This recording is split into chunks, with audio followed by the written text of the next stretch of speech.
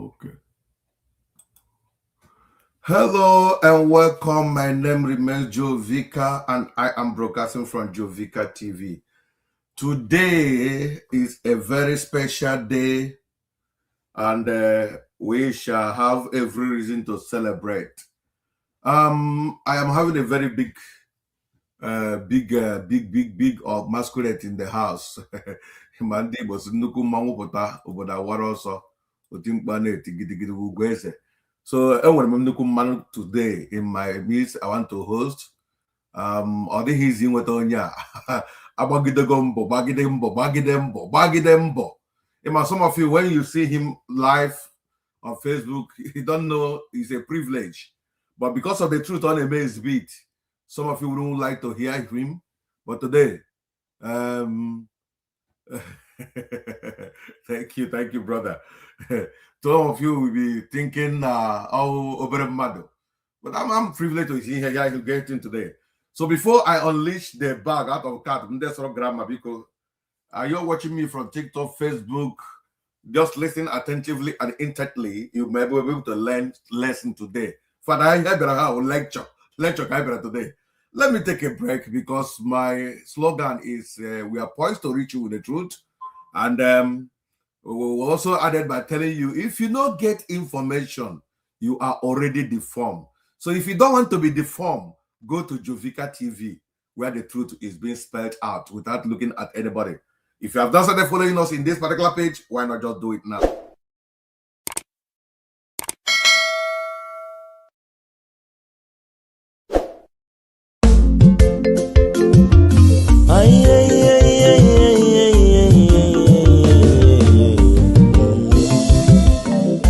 If you no get information, you are already deformed. Why not go to your YouTube? Jovica TV. You want time for Facebook? Jovica TV. Instagram and Twitter? Jovica TV. Abi, you want time for TikTok? Jovica TV. Abi, now WhatsApp you want time? Jovica TV.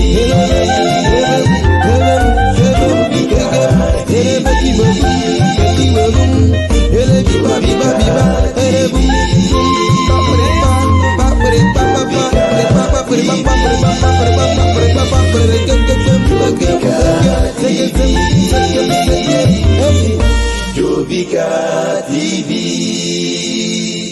poised to reach you with the truth. Oh yes, so we are poised to reach you with the truth. So by now, you have already seen the person I'm talking about. I am having the privilege to host on the social media. Please, those of you watching from Facebook, you can only see his picture and you hear his voice. TikTok, you are seeing the screen on the internet. You are seeing him on the internet laptop where he's live. But if you want to watch him live near him, go to YouTube or you go to Jovica TV US on Facebook. He is there live and direct. I'm not talking about that person, that the big masquerade, as I call him, Emeka Ugwuonye Esq. Please, sir, may we have you? What's your name and where are you joining us from? Over to you, sir. Thank you very much to have me. My name is Emeka Ugwuonye. I am the founder and chief executive of DPA International, and also the head of the Eculo Group. You see us on social media in those names. Okay, that's wonderful. I am operating from Maryland. I'm in the United States at the moment. Right at the moment, I'm in the US, but I constantly move between Nigeria and Maryland. So sometimes I could be in operating from my Lagos office or Abuja office, or sometimes here from my home base in Maryland, United States. We're operating from his home base in Maryland, United States, sir. Nice to meet you. Are you from, what's your background? Where are you from, sir? Originally? I am from Enugu State. Okay. I was actually born few months before the Civil War started. So I was 3 years plus when the Civil War ended. Okay. I could tell you that much of my childhood was rooted on events around the war. At age 3, my earliest recallable memory, I could remember the streets or the pathways littered with corpses. You can imagine what it means for a young child witnessing such gruesome pictures. It will permanently affect him. Anywhere else in the world, such child will have to undergo therapy. But in Nigeria, those things were taken for granted. So I grew up constantly aware of the ravages of the Civil War, including the fact that I lost 7 uncles in the war and other relatives in the war. Sure. And I listened to stories told of how our parents were running from war fronts, from the fighting, and how sometimes families would end up in some areas and children were not allowed to cry. Sure. The fact that as a kid, I wasn't allowed to cry because you could give away the location of your parents. So children were gagged not to cry. It was a traumatizing experience. So the war was something that will always remain part of my consciousness. I will also tell you, this was so important to me that about 20 years later, I was 23, 24 then, I was applying to do my graduate studies in law at Harvard Law School. And one of the questions they asked me as part of my application process was, why would I want to come to Harvard? We call it the statement. I recall vividly that I stated in my statement that I had seen war. I was born into war. And as a result, I was determined to make sure there would be peace. Because I understood how ugly and terrible the wars are. I made this as a statement. Apparently, it impressed the admission committee at Harvard because when you're applying to Harvard, it's not enough that you made a first class. Making a first class is just one of the requirements for you to try to go to Harvard. You have to do well everywhere else because thousands of other candidates applying from all over the world all made first classes. So you need to be able to demonstrate something passionate about your commitment, your view of life for Harvard to take. I believe that the fact that I spoke about the ravages of war in Africa and how it hindered development and my commitment to ensure that there will be no more wars in Africa, I believe that must have been one of the things the admission committee looked at and said, well, let us take this kid from Nigeria because he is committed to prevent wars. Now, I didn't have any opportunity to do anything about that until recently. This issue of IPOB and agitation for Biafra came up. I looked at it. I understood that this is a precursor to war. I understood that these people behind the IPOB method of agitation were indeed setting up society for a major conflict, which will result probably even in a worse catastrophe than we witnessed in 67 to 70. I felt an obligation to speak the truth and to try to caution people about the dangers posed by Nnamdi Kanu and IPOB. That was what prompted me to it. But first and foremost, as you noticed, at the beginning of this, as a lawyer, it wasn't just an easy thing of saying, oh, I hate wars, I hate everybody. Okay. I also recognize the rights of people, the Igbos, to seek for justice, to ask or to rejig the condition of our unit, the terms and conditions of the Nigerian Union. I never believed that the unity was absolute. No, the unity, I saw it as some sort of exchange. These people will agree to be part of the union if the union protects them. So I did not foreclose the discussion. I did not foreclose discussions about the character of Nigerian union. I never did so. I never said that Nigeria was inevitable, that absolutely on no conditions could the different nationalities that form Nigeria renegotiate. No. What I opposed was the method. Any method that is predicated on war must be completely rejected in absolute terms. That was why I took. So when Nnamdi Kanu asked me to represent him initially in this case, I looked basically on the legal question of his rights. In 2015, when he was first arrested, he had not committed what I may call terrorism. He was just a man running his mouth. So it was essentially at that point a basic question of freedom of speech. So so when the government went after him in what I considered a high-handed approach, I eventually agreed that I would represent him for one thing, to get him out of detention. I said, you need to be out of detention so you can defend against the charges brought against you. Yeah. And that was why I moved in there. I did my part, limited part. I did my part. He was granted bail in April of 2017. Once granted bail, right there and then, I told him the terms of bail are harsh. We need to vary the terms of bail, because if you don't vary the terms of bail, you will inevitably violate those terms, and that will result in you returning to detention. He agreed with me. Unfortunately, he couldn't keep to these terms. He began to hold rallies. He began to make incendiary remarks. I knew he was going to be returned to prison. It was impossible for me to represent a client who would not follow my advice. So thank God I was not the only lawyer in the picture. I did not feel that if I left, he would not have a lawyer. So I left. I gave you this background because you will hear a lot of people say, oh, you represented him before. Why did you represent him? You agreed to what he did. Now, you will hear that. So I'm preempting that sort of, clarifying that sort of concerns. He, as a human being, was entitled to due process. Even right now, with all that had happened, he is still entitled to due process. And I believe he was given due process. I believe that his conviction was legitimately done. I believe it was done in accordance with the law. I believe he was properly charged. I believe that the trial occurred. I believe he had the best team of lawyers led by Akanu Agabi during the presentation of the prosecution's case.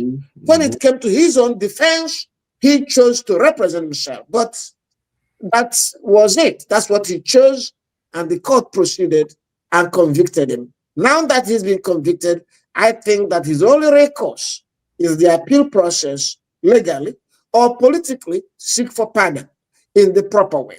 But our position in ECLO is, if you want to talk about pardon of Nnamdi Kanu, well and good. We want to urge the government to also consider a number of other factors. One, we want to make sure that the victims of IPOB ESN are catered for. We want to make sure that there will be no repeat, that if released, he's not going to return to violence. So we also want to make sure that those who committed atrocities, if serious enough, to be prosecuted, if not serious enough, to be granted amnesty. We also believe that the weapons used must be seized. There must be comprehensive accounting on the part of those involved. We also believe that the fundamental question of instability in the Southeast must be addressed in a comprehensive and effective manner.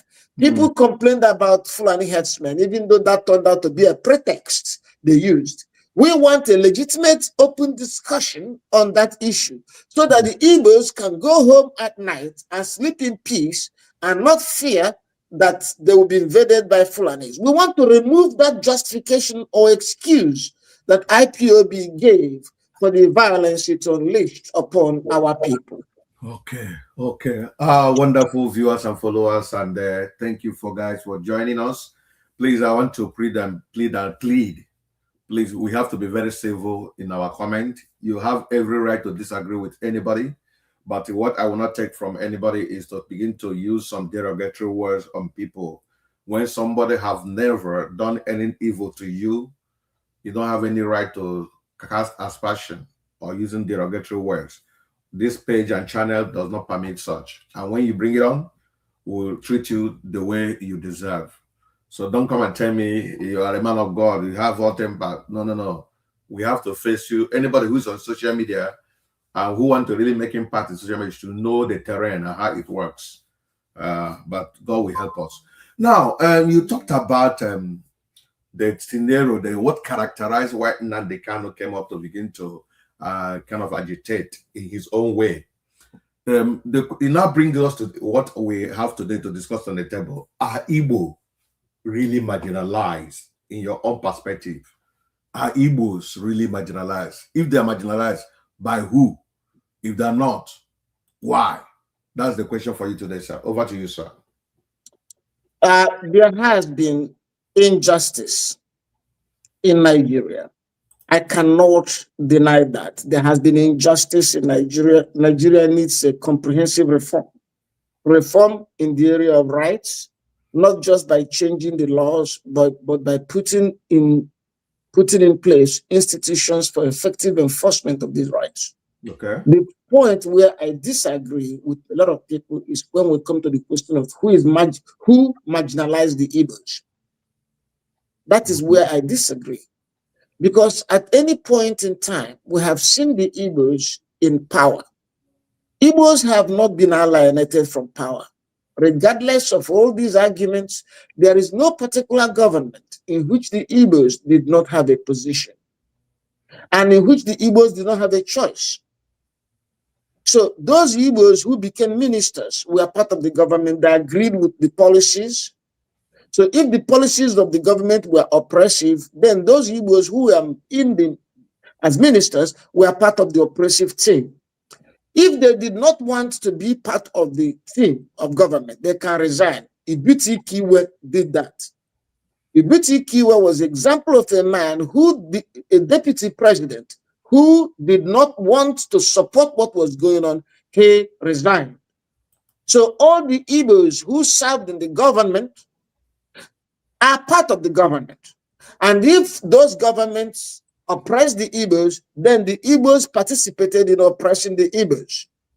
So how could the Igbos be so marginalized when at every point? I'll give you an example. Let us forget the military government that came in immediately after the Civil War.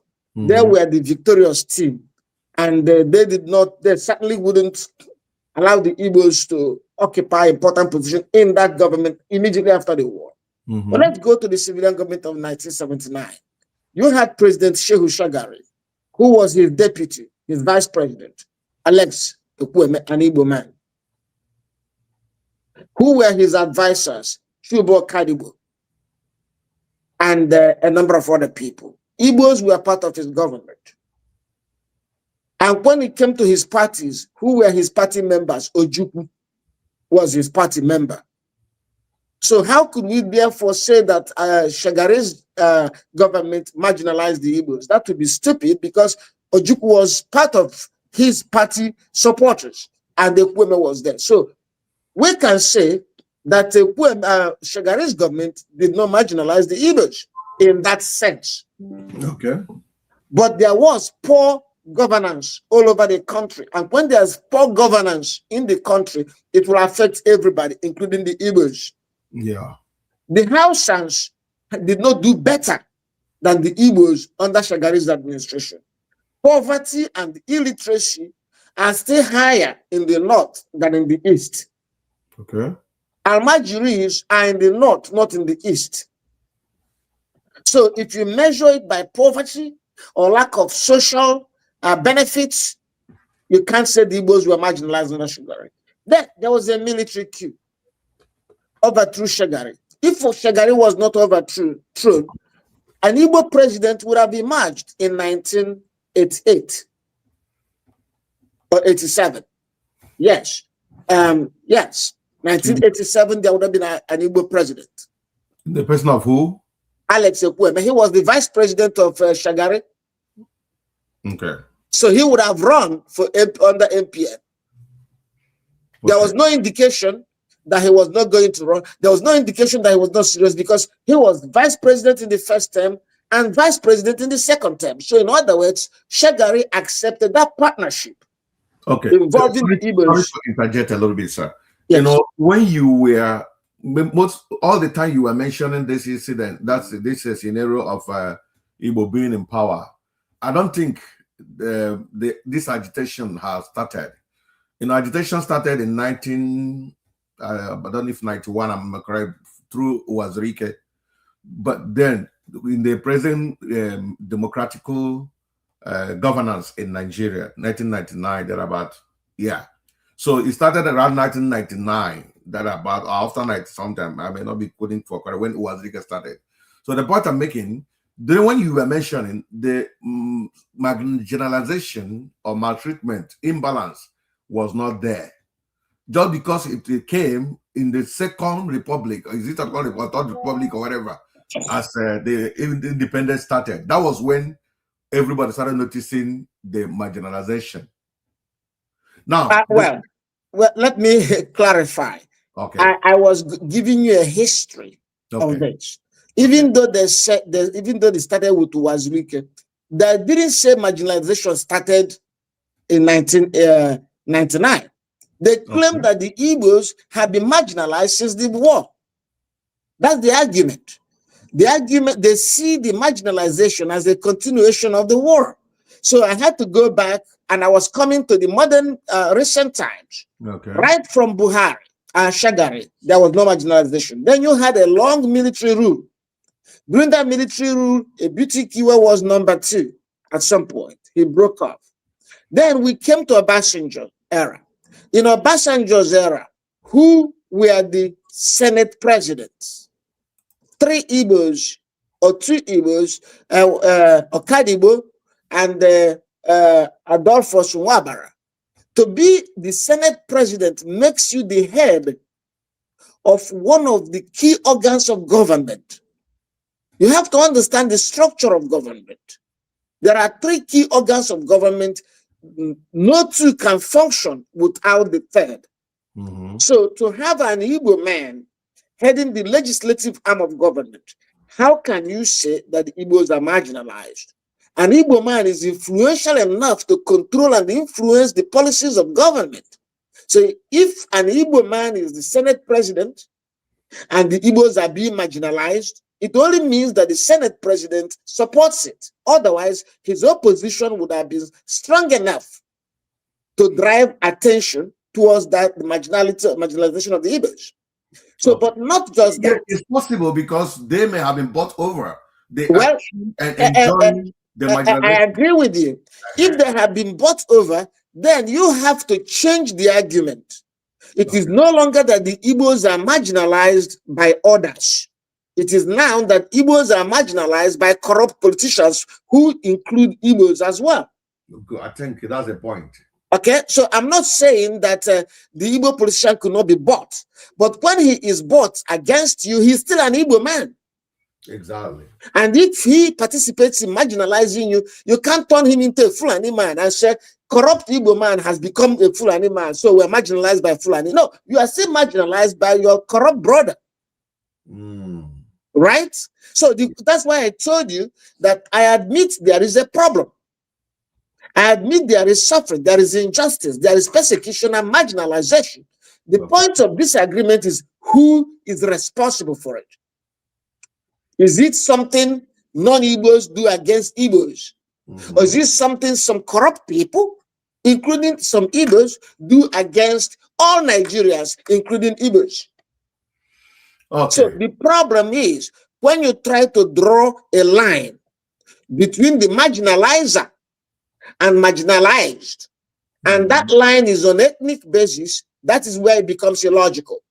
Obasanjo, Jonathan's administration had Ngozi Iweala as coordinating minister of economy. Do you know what it means? Not just minister of finance, but coordinating minister of economy. I don't even know how they invented that name. She delivered effectively. Oh, hold on. That's not the issue. Okay. The issue is that she's an Igbo. That is it, yeah. So if she did not marginalize us, then the marginalization is false. Or if she marginalized us, then it wasn't the outsiders that marginalized us. Okay. So now let me tell you something. The idea of coordinating minister of economy, you know, it has no place in our constitution. That terminology doesn't exist in our constitution. Do you know how they got it? Do you know where they got that nonsensical title? They got it from Gowon's military government. Awolowo was the coordinating minister of finance.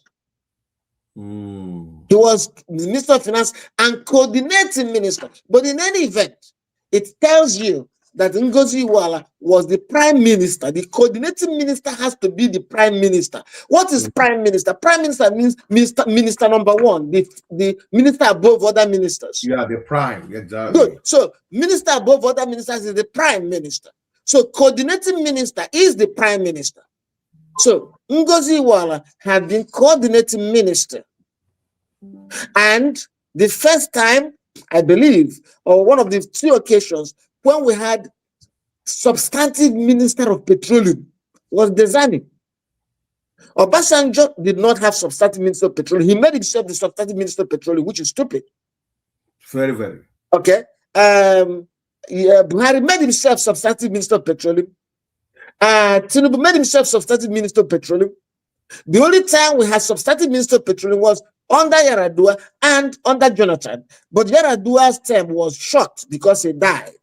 So Desani was the longest substantive serving minister of petroleum since civilian rule.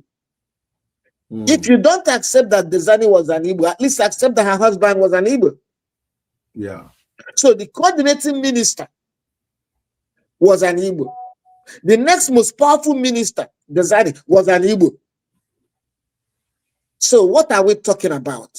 Okay. Who is marginalizing who? Okay, let's the era you painted the picture. I think there is a relatively a kind of balance in appointment and whatever. But immediately Buhari came on board, as his name implies, he Buhariala everything. That was when the marginalization came into play in a very capital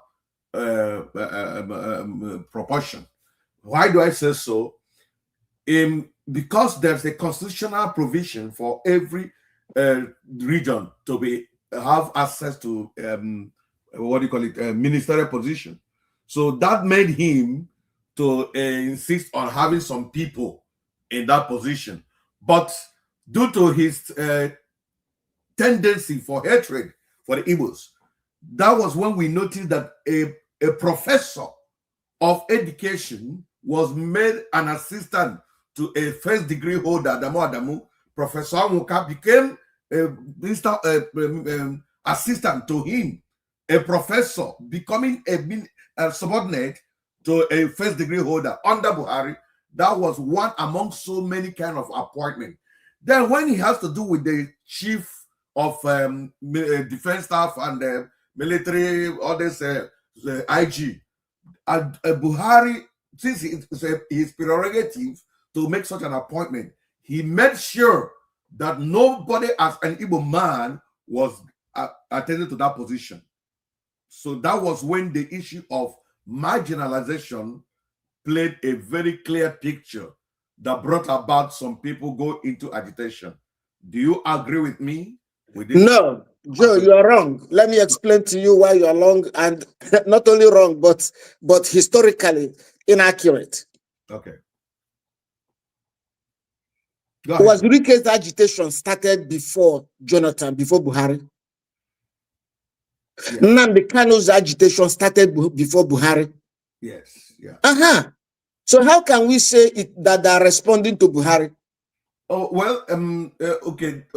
Will you say that the marginalization now played a very vital role, was so prominent in Buhari's administration? I disagree. Okay, no, I disagree. You see, you are confusing bad governance with marginalization. Okay. Buhari was a very terrible administrator. He was a disaster. He was incompetent. So because, let me show you the logic of it. When you say that they made an Igbo professor an assistant to a northern district, are you saying there are no northern professors? Assuming he wanted to give things to northern people, he could have found a northern professor. So he found an incompetent northerner, unqualified northerner, because he was his friend, not because he was a northerner. Otherwise, if it was a question of northerner, he could have found a northern professor. He gave an appointment to very incompetent and corrupt people. So we are dealing with very poor administration, poor governance. And when we have to draw a distinction, If you look at, apart from that particular appointment, everything else Buhari did was a complete disaster. Buhari was a disappointment. But when you look at Buhari's failure, it wasn't so much something driven by hatred against the Igbos. It was driven by incompetence. Let me give you an example.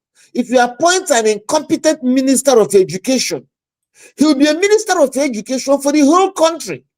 So the entire country will suffer his incompetence. Appointing an incompetent minister of education is not a punishment exclusively to the Igbos. Okay. And let me also tell you something, sir, which our people keep misunderstanding. Why is it that we are focusing on the tribe of the appointee? Why are we not considering the effect of poor appointment on the consumers, on the citizens? I thought that when we speak about problems in the Ministry of Education, we'll be talking about how it affected Igbo children, Igbo students. Did it affect Igbo students in a especially negative way? Or did it affect all students in Nigeria equally? If it affects all students in Nigeria equally, then that incompetence was not designed exclusively for the Igbos. So Buhari was incompetent completely.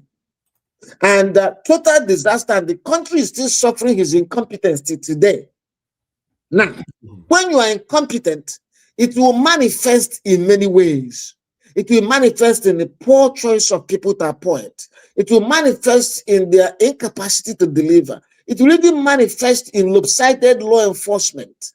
So, but it is still more of a matter of incompetence than a targeted discrimination of ethnic group. Because what you are saying, if I accept your premise, is that this Buhari is such a wonderful, brilliant leader.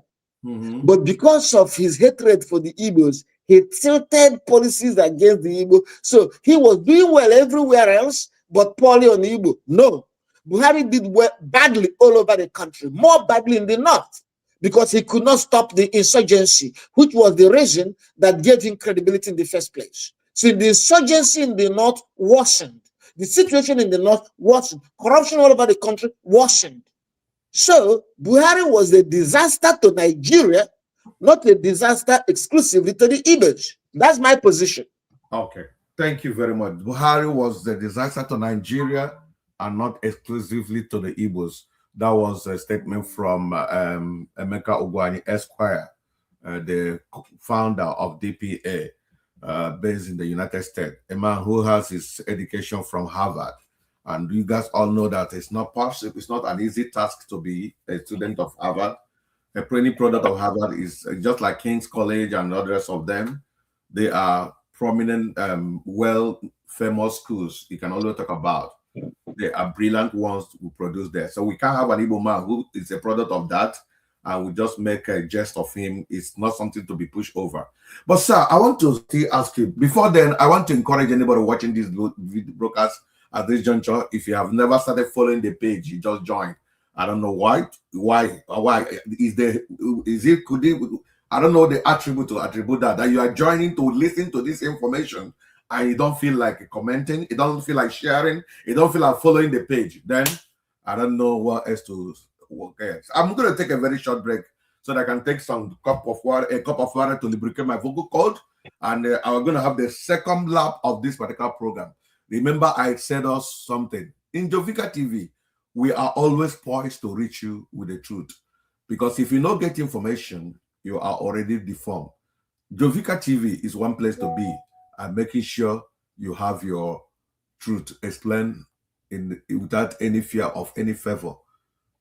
This thing is blocking my way.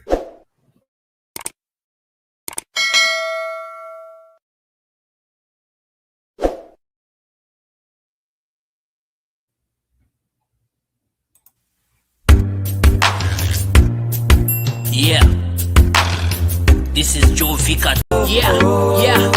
In Joe Vika TV in all social media platforms, Facebook and Twitter, YouTube and Insta Anchor. Truth must be told, Sogi Brodibia or Pastor. Okwa television with the truth is what you ask for.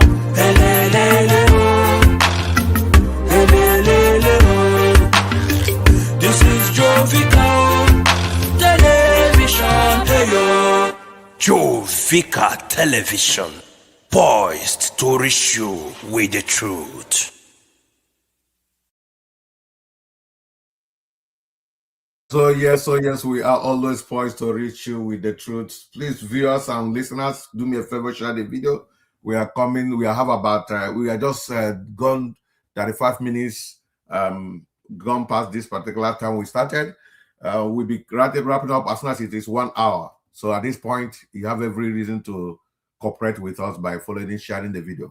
So, and if you also have your question, you think you have your question, or you want to make a contribution, you can only join us live on TikTok. The space is there for you. So you can send a request on TikTok for us to bring you in. If you think you want to make any contribution through the TikTok, if you say you want to make a call, show the interest on the comment section that you want to call in to ask some question. I will give you a number to call. Then if you also want to contribute to the comment section, when you write anything reasonable, we are going to display it for him to react to it. So as we are waiting for your response and comment and call and joining the live through TikTok, I want to continue with the question to our revered revered scholar in the person of Emeka Ugwuonye, who once represented Nnamdi Kanu. And at this time around, it's very quite sounding so that someone who once represented him is sounding as if he's no longer with him.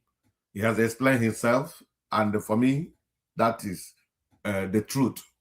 And nobody can take it away from me, what I believe. But I want to ask you, sir, this issue of we are marginalized, that has prompted us into where we have seen Ali Igbo today. You have painted a picture. It's because of the bad governance, which also affects every region, not just Igbo. What do you think can the Igbo do to do better? Because Ali Igbo is not where one can just.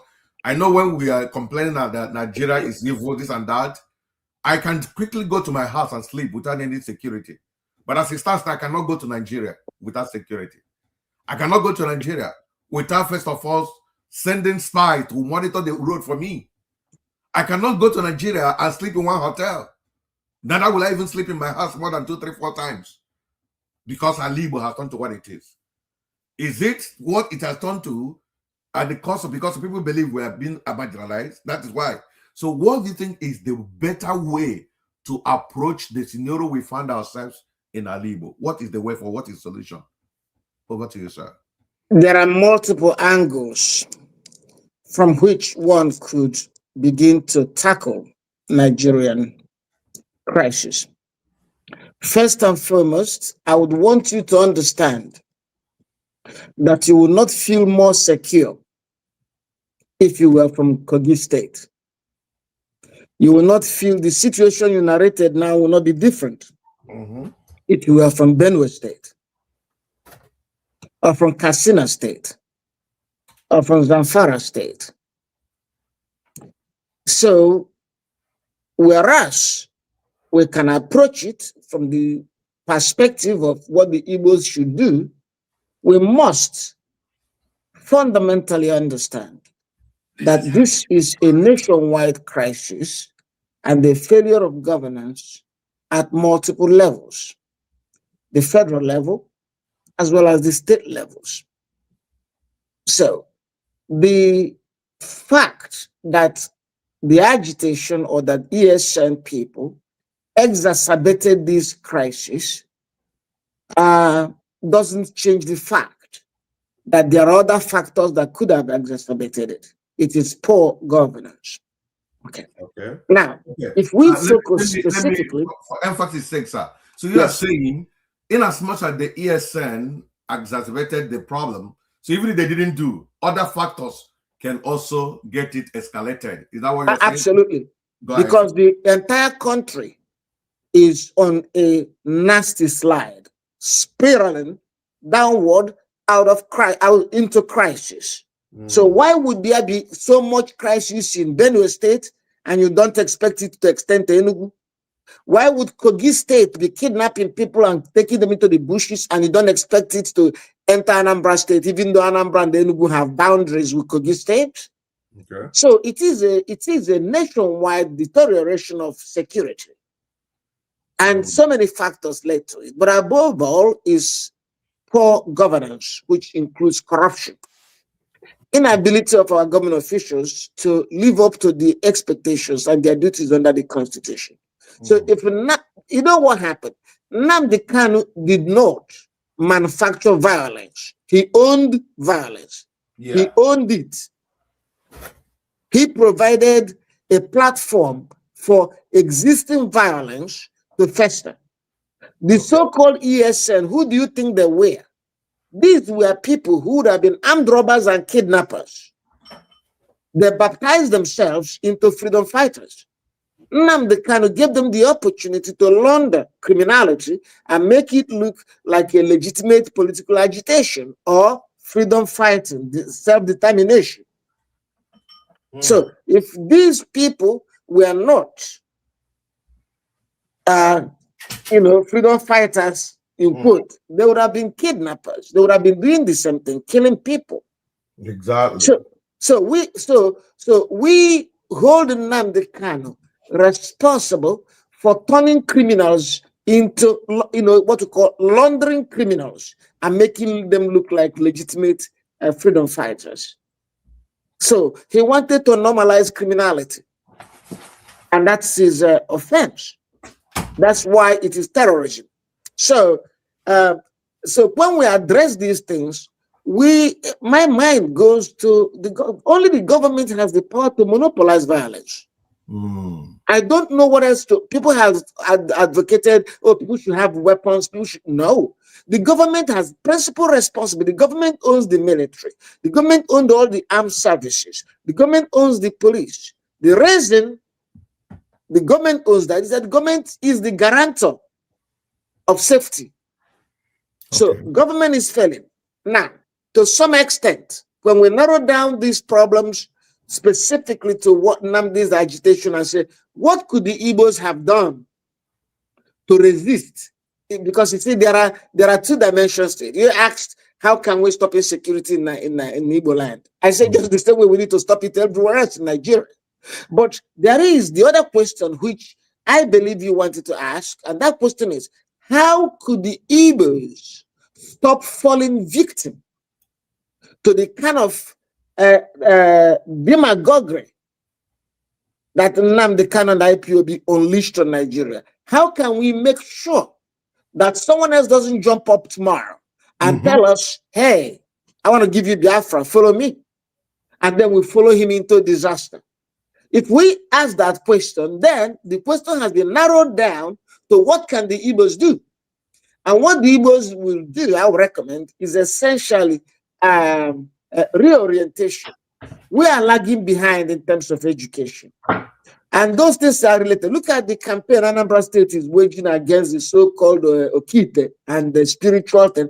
Very poorly handled, actually, but it reflects a problem emanating from poor indoctrination of our people. They believe in Juju, they believe in these things. It is inadequate education, improper education, because even graduates in physics still believe that bullets, there is some Juju you will have and bullets will not penetrate your body. And this is somebody who is a graduate of physics, who's supposed to understand the explosive nature of gunpowder and the bullets. So we need to do that. We need to do that. And we need to remove those excuses given. We need to understand the Nigerian history. We need to stop spreading this theory of all other tribes ganging up to marginalize the Igbos. Listen, it is true there is ethnic rivalry. It is true that an average Yoruba person is suspicious of Igbos, just as the Igbos are suspicious of the Yorubas. I understand that. But those feelings do not in themselves automatically translate to discrimination. It only means that the Yoruba person may not dash you money, but you are not dependent on dash anyway. So if we have institutional mechanisms and accountability for violations, and these accountability or standards of accountability are not tailored on ethnic lines, if we teach people to recognize abuse, regardless of the source of the abuse, whether it is an Igbo man abusing you, deal with the abuse, forget the ethnicity of the abuser. We are going to have a different argument. Now, let me tell you something. When they say Nigerian police are corrupt, have you met an Igbo police officer? He's more corrupt than anybody else. Igbo police officer is probably the most corrupt.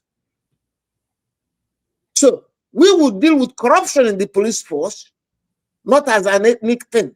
Yeah. Otherwise, if we say they're marginalizing us through the Nigerian police, that means that we are saying that there are no Igbos in Nigerian police, or that the Igbos in Nigerian police are not participating in the corruption. No. Since you used the force, let me also paint this theory or story. In recruitment process, most time, where are you from? Igbo. Most of them are not being given employment opportunity. That's why you see somebody who is like imbecile being accepted in military, because there was a scenario, someone who was given a kind of a rank, a high rank as a custom officer, to even do attention. He doesn't know how to do it. He would do it leg, but that was the day of his decoration. To have to do a handshake salute, confusion. But he has been given a very high rank just because he's from the north and Fulani extraction. So they say that the marginalization is in terms of employment process. If 200 Igbo apply, they might just give only 30. But if 400 Northerners apply, they even do for those who didn't even apply and give them the opportunity. That is what is being painted. That's one. Then, so they can respond at the same time. The Nigerian Constitution, you made mention of the Constitution earlier when you talked about 1999 Constitution. There are a lot of exclusive lists that does not favor the Igbo people.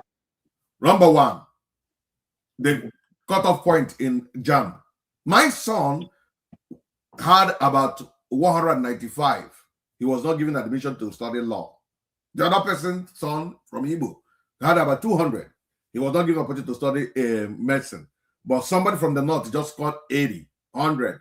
He is in the same university. And when they come out, those people will be given position in the government more than the Igbo who scored very high.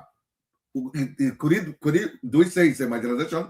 Exclusively before would not allow you to have your independent power supply. Thank God for Buhari, who also appended a signature to allow that exclusive lie by. Please react in this regard. Yes, sir. What university did your son apply to? IMSU. Imo State University. Yes. With 190, he could not be given admission. Okay. Beautiful. You are from Imo State, right? Yeah. Which government owns Imo State University? But they judge based on the JAM score. Who owns Imo State, as the name implies, Imo State University. Good. Okay, so okay, I know where you're going. Okay. He applied for University of Otsuka, Federal University of Otsuka. He scored 180. Let me pay that way. But the same person scored 100. He's schooling in Federal University in Kano. So let's take that one. Let me tell you something. If your governors, if the Igbo governors do what they needed to do, they could have the best universities in Nigeria. And your child will never have a problem of discrimination. In fact, the Igbo governors have sufficient resources to have free education to university level for every Igbo child. But the Igbo governor decided to take that money and build a fortress for his political activities. And these governors are amassing wealth, billions of dollars coming from state government resources, money allocated for your state development. Is your governor from Imo State or from Katsina State? Is your governor an Igbo man or Hausa man? An Igbo man. Thank you. So the point I'm trying to make is that we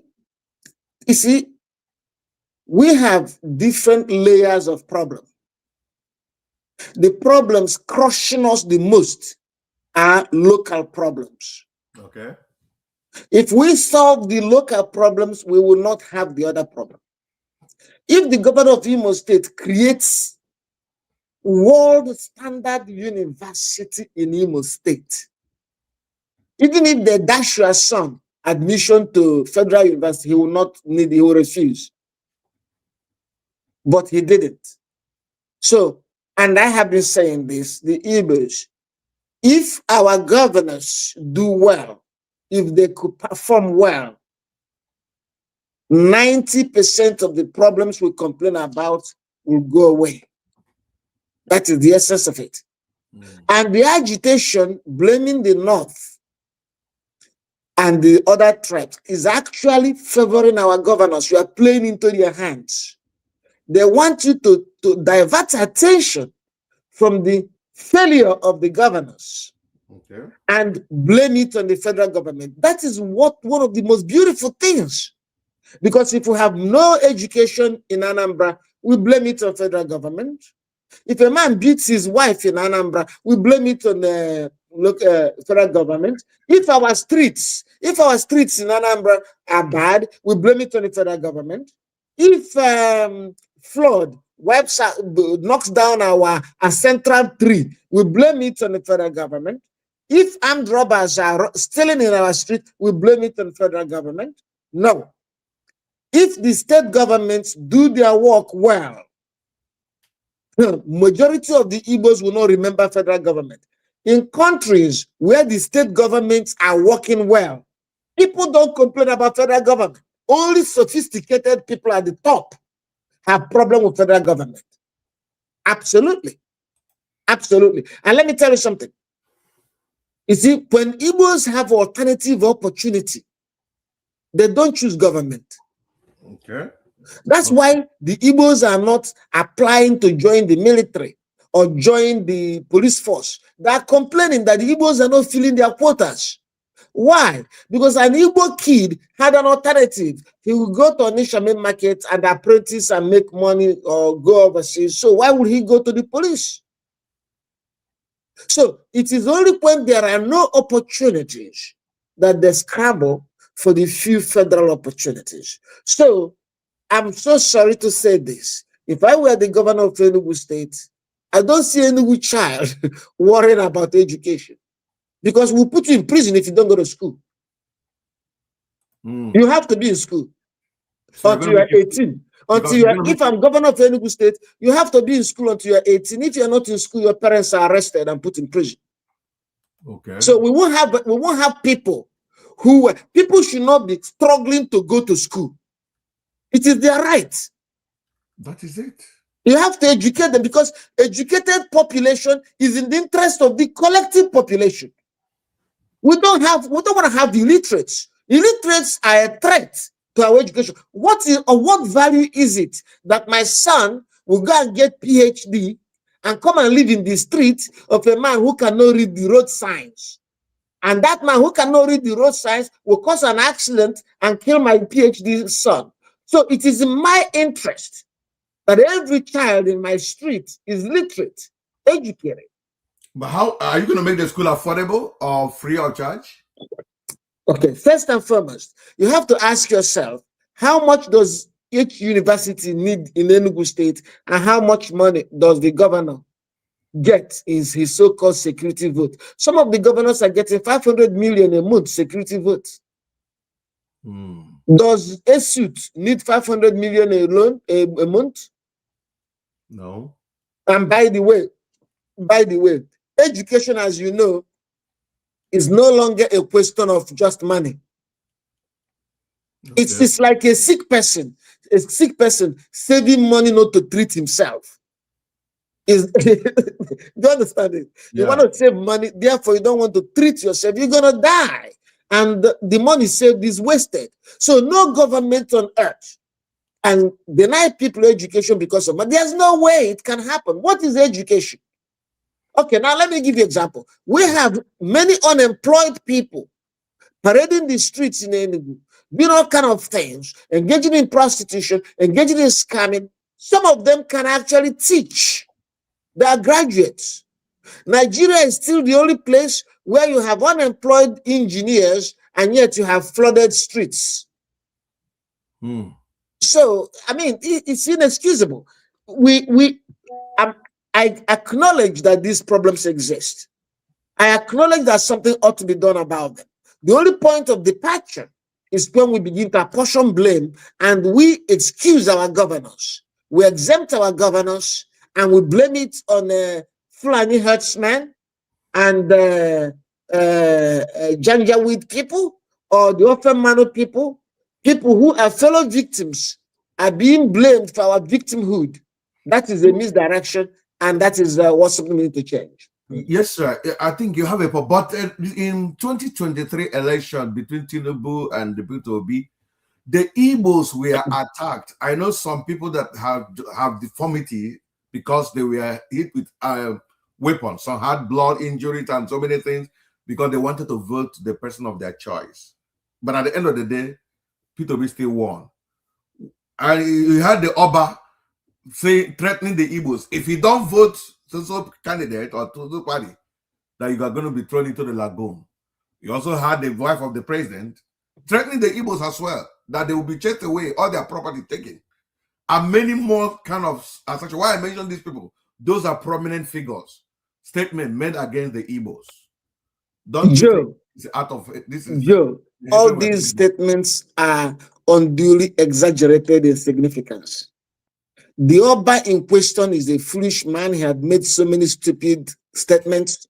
and during the NSAS protest, his Yoruba boys came and chased him out and he ran.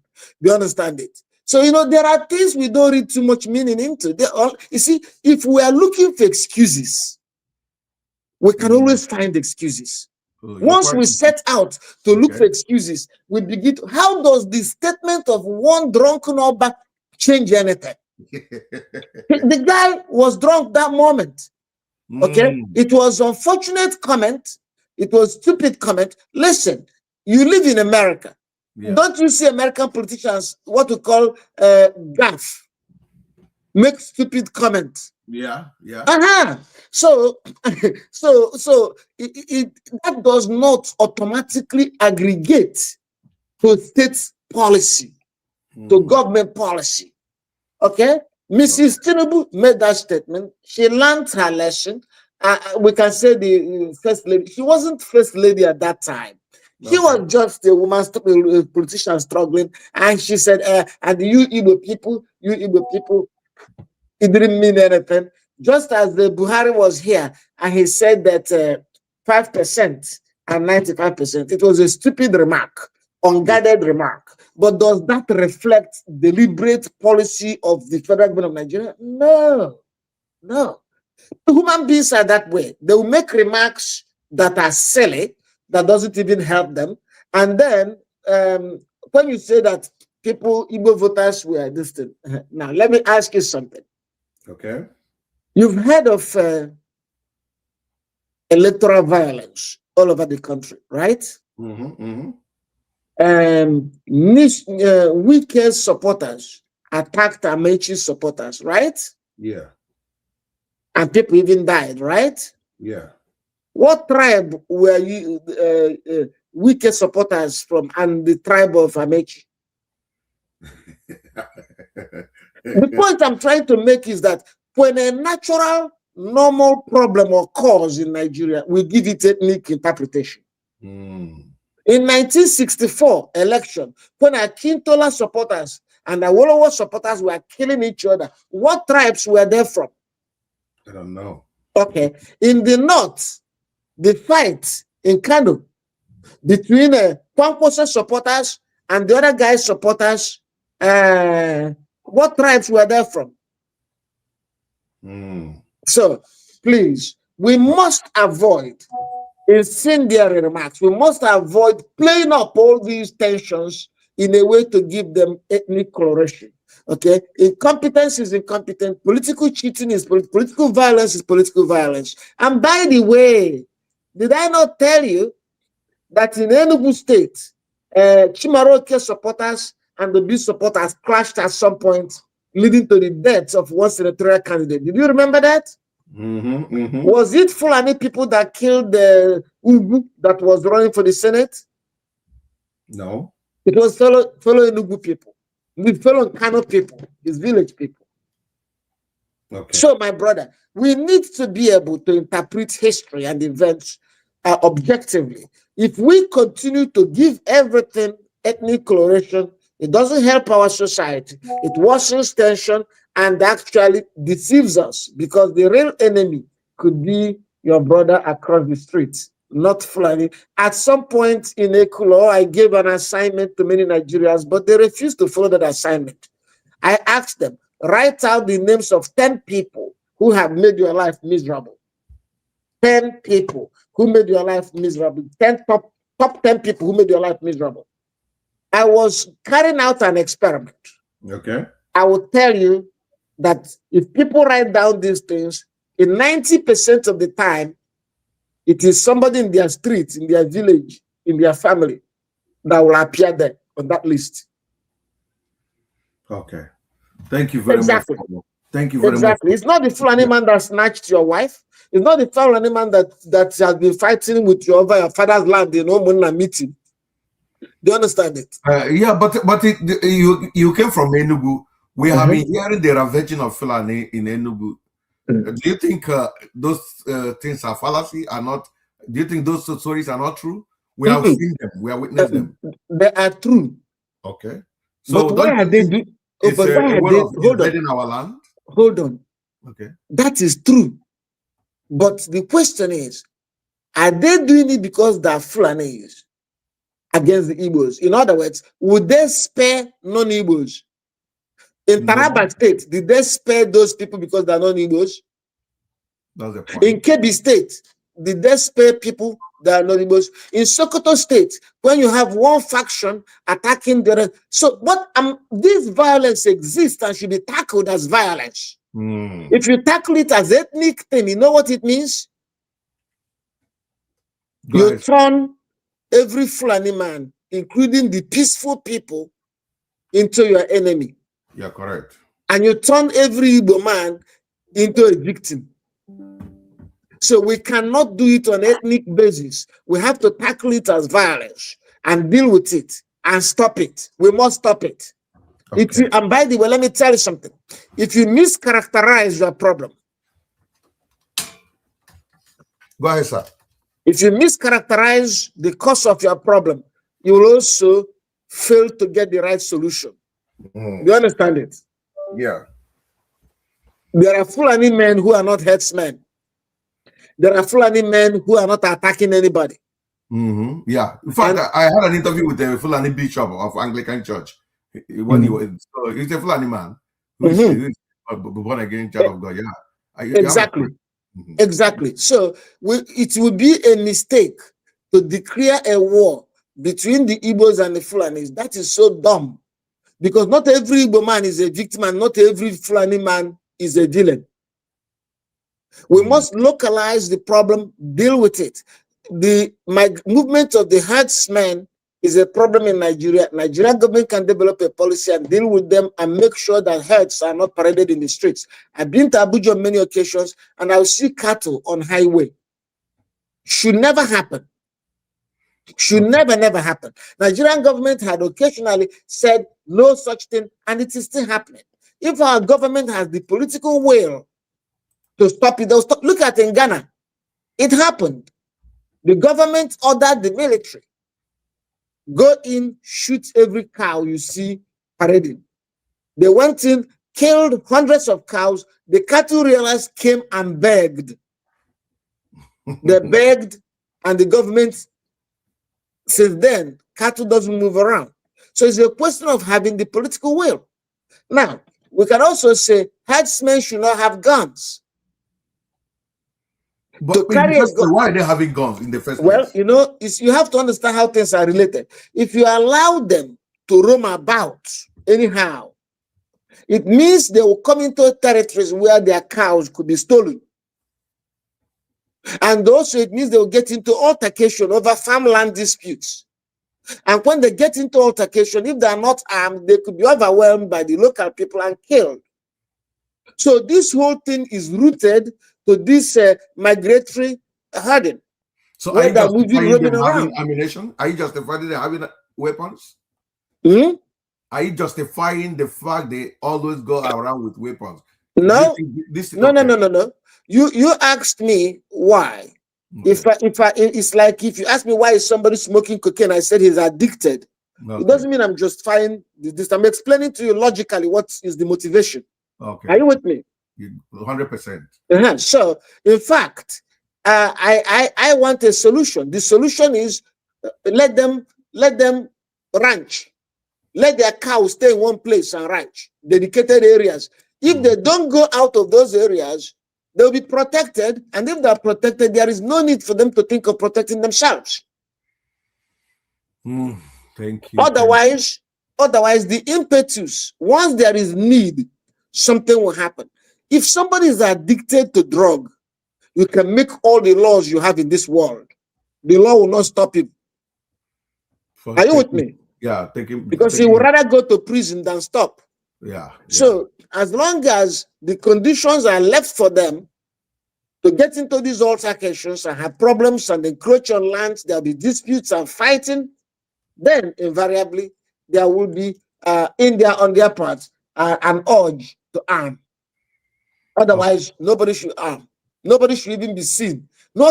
There should be no contact between herdsmen and farmers. Because there'll be dedicated land. In those dedicated lands, farmers will not go there to cultivate, and the ranchers will not leave those places. Okay. Are you with me? Yes, sir. Okay. Very well. Are we rounding it up? Yes, we are rounding up now. But we're not going to round up by that's a particular statement, although I'm going to be making a video on it. So I want you to react on it. So help me when I will be making the video, I will gather more information because ndị Igbo si onye rere ọjị gbara nkụ because ada ọjị kwada ndị Bible anaghị eji karị elu ọjị. So having seen you now, that was a statement made by Tunde Bakare that the Igbos are cursed. So when he said that, all of us fell out with him. We had a big problem with him. We made a video against him. And he said that because of the way this person was buried, it was unalived. What was his name again? Tafabelewa was unalive. We will straight off with this. He led cause on the Igbo. That's why the Igbo will never be the president. And that's what bring you to why hasn't Igbo man become a president? So because that's one of the things reason. Number two, recently, Prophet Adelewe, or whatever, one prophet like that of the Yoruba extraction, say Igbos are cursed people. In fact, everybody tongue-lashed him, including myself, as a pastor, saying that kind of thing, blah, blah, blah.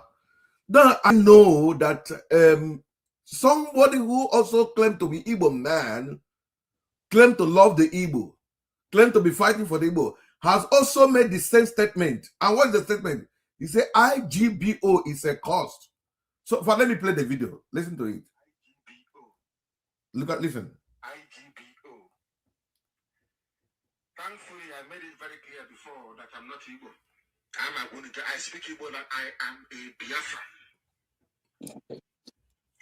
I am a Biafran. That is why I think the way I do.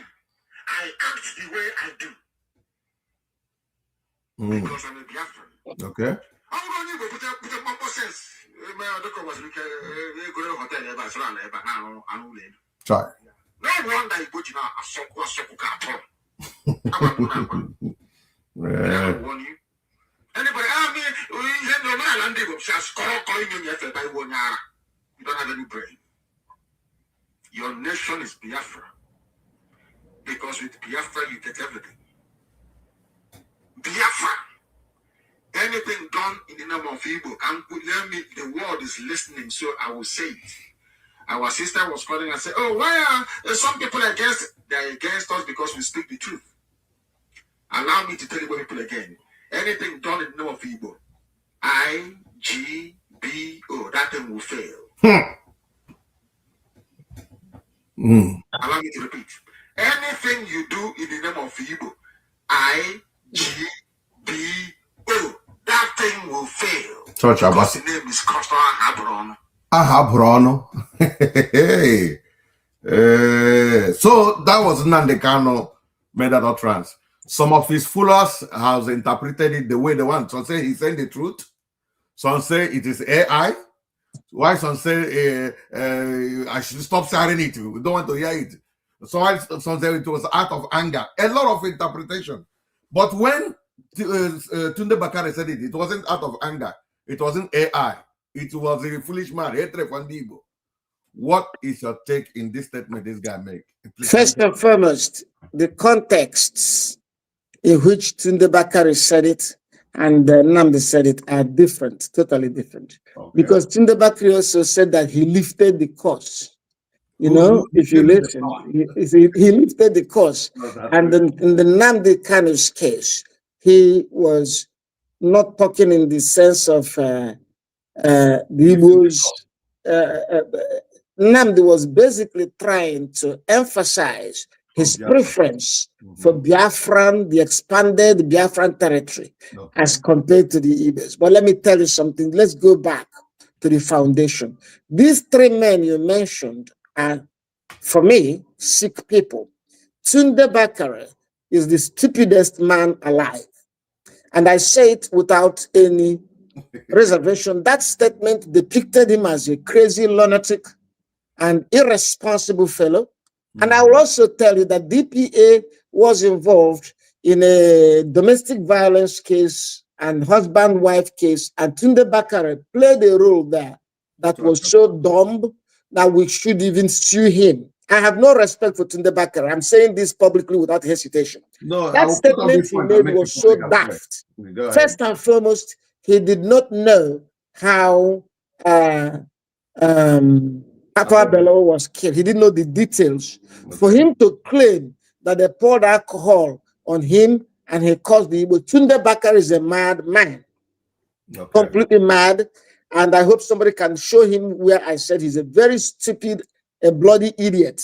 It's a shame that such a man would ever have been considered for the role of a vice president in Nigeria. And it was very correct that Buhari rejected him when he finally ran against him. Okay, that's one. Then going into the merits of that utterance, it was absolute stupidity. Okay. And by the way, with due respect to you, Pastor, I believe that 90% of Nigerian pastors are either criminals or mentally deranged. Absolutely. Look at their utterances. And it is in that context that I will not even consider the stupidity of the other pastor you mentioned. Okay. If a person approaches me and his only credential is that he's a pastor, I will a Nigerian pastor, I will instantly suspect him to be a criminal or to be sick. And I think Tunde Bakare is both. And the other guy you mentioned is both. And of course, Nnamdi Kanu is a convicted criminal. So their utterances should not be a reference point. It's not a thing I should base anything upon. Okay? I cannot base my argument, my explanation on an utterance coming from Tunde Bakare or the other idiot pastor you mentioned, or the convict Nnamdi Kanu. Give me a statement from an intelligent, objective Nigerian, and we will respond to it. Okay? What is caused? Caused by whom? Who caused whom? I don't know. Why would Tafa Bello cause the Igbos? Okay? Of course, the killing of the man was one of the most unfortunate tragedies of Nigeria. He shouldn't have been killed. But anybody telling you precisely the details of how they were killed, was he there?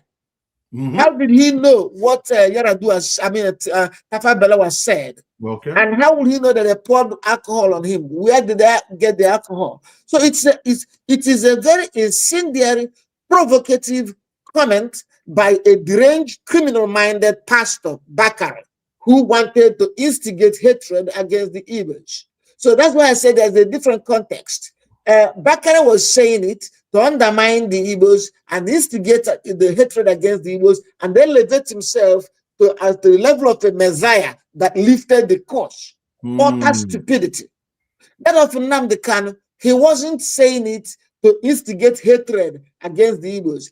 he was actually saying it because he needed broader support. Nnamdi Kanu knew that if he fights only for the Igbos, he'll be dealing with a territory that is smaller than the original Biafra. Nnamdi Kanu had expansionist tendency. He was expanding the territory of Biafra even to Kogi State and Benue State and to Edo State and to Ondo State. Exactly. So he wanted to suggest, hey, it's not about Igbo, it's something larger than the Igbo, but he is someone also we cannot trust or cannot rely on his thoughts or base any argument on them. So, Joe, I hope I have addressed that. But honestly, Bakari is a disgrace to everything that I have known. Okay, thank you. We have come to the end of this show today, wonderful brothers and sisters. If you are just joining us now, I just had a very exclusive interview with Emeka Ugwuonye Esq, the man who founded the group called DPA. He has done justice to this topic because, frankly speaking, not because of anything. I think I just somehow got enlightened that Igbos have been marginalized. But he painted a broader picture of it, that it is just the bad governance that is affecting everybody, both the Northerners.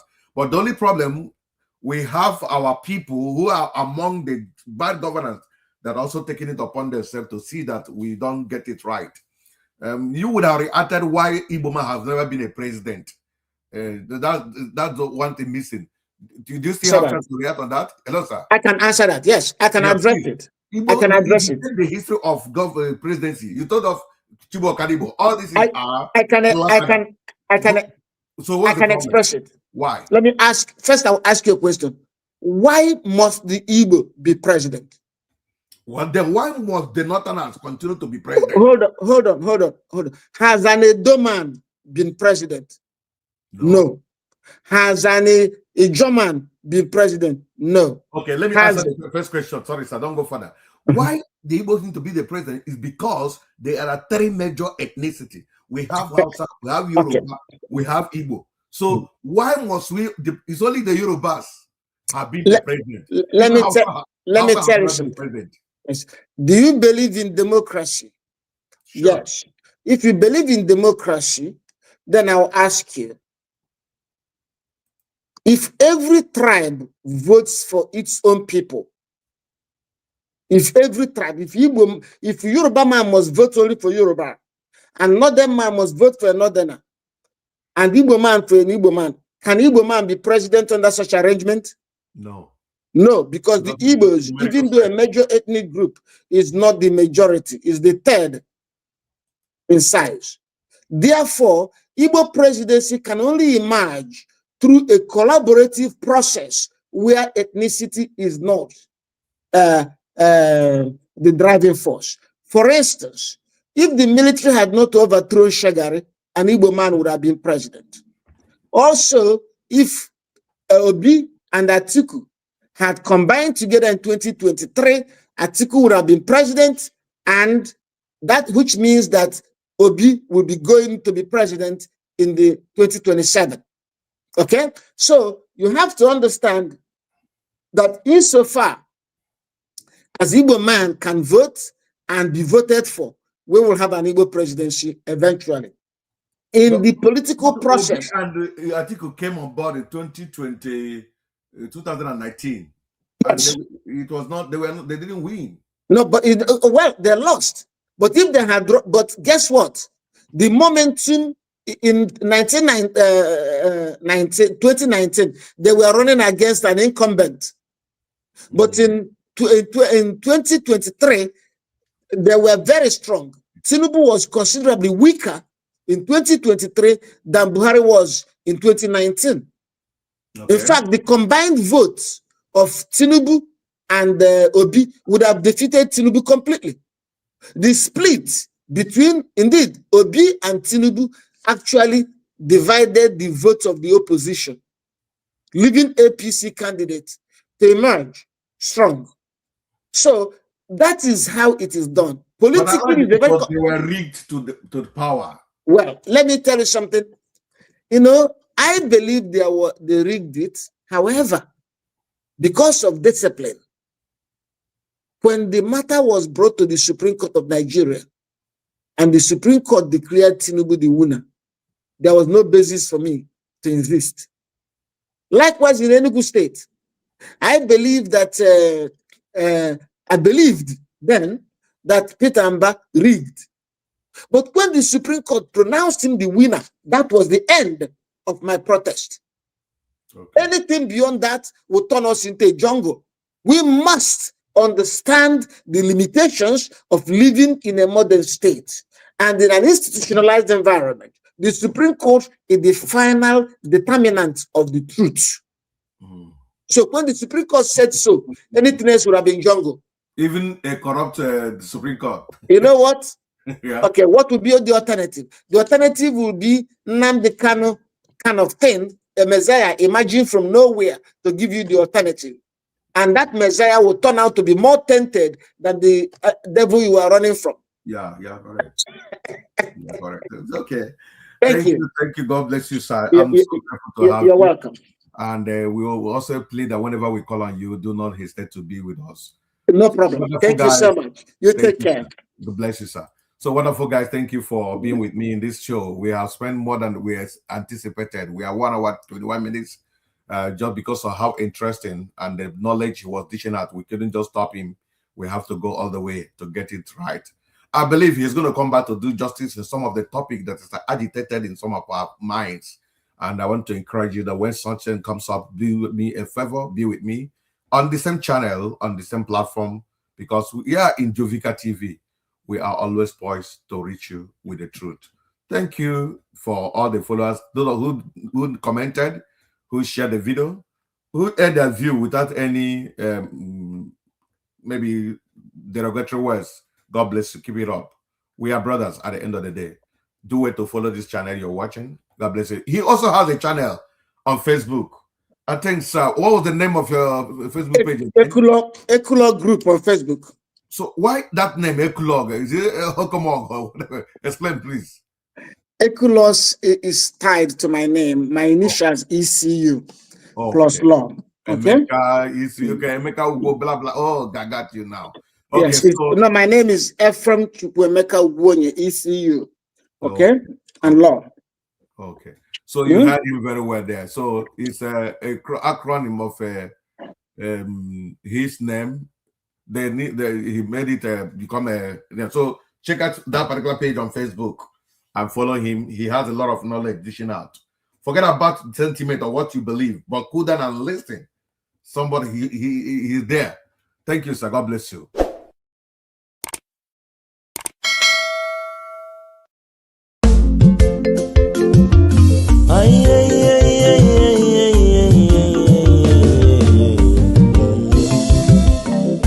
If you no get information, you are already there from. Why not go to your YouTube? Jovika TV. You want come for Facebook? Jovika TV. Instagram and Twitter. Jovika TV. Abi you want come for TikTok? Jovika TV. Abi na WhatsApp you want come? Jovika TV.